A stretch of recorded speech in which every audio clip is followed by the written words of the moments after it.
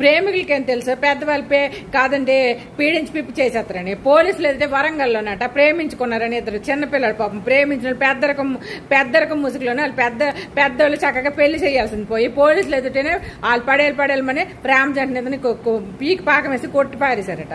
పోలీసులు ఎందుకు ఊరుకుంటారు?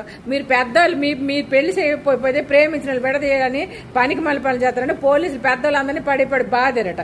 మరి బాగుతారా? ఊరుకుంటారా?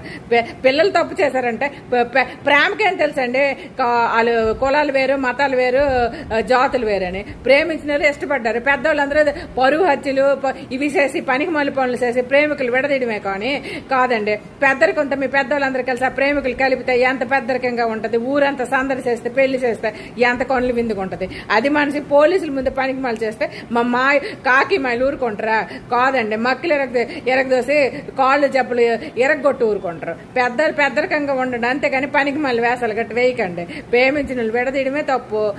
మైనర్ కాదు, మేజర్లు అయిన తర్వాత వాళ్ళు నచ్చినట్టు వాళ్ళు పెళ్లి చేసుకుంటారు. కులం లేదు, మతం లేదు, ఇది లేదు, అది లేదని వాళ్ళు పీడించడమే కాకుండా పోలీసులు అయితే వాళ్ళు బాగుతారా ప్రేమికులు? ఇదేం పనికి మళ్ళీ పని. వరంగల్లోని ఇలాంటి వింతలన్నీ వరంగల్లోనే జరుగుతాయట, మరేటుగానే ఘోరంగానే.